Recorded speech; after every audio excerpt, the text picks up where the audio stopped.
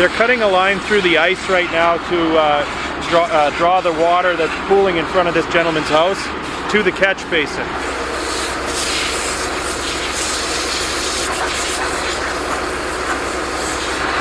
So this gentleman won't be able to get out of his house and walk down the sidewalk, so we want to make sure things are safe.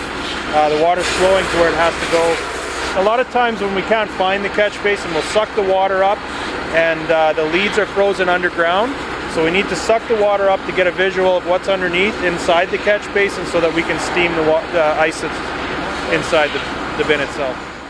Yeah, it is a challenge. You see, the equipment is quite big, as you can see. We're dealing with low branches from trees and ice filled up and cars parked, and there's a number of challenges that we're faced with to get this stuff flowing properly.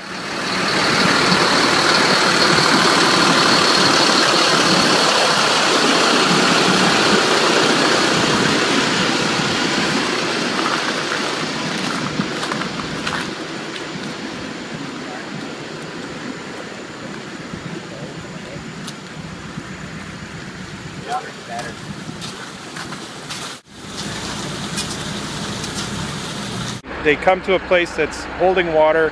They're going to cut a hole around the catch basin. It was located by the public, which is a big help for us. And we come out and we'll just make a bigger hole in the ice so that it doesn't freeze up again.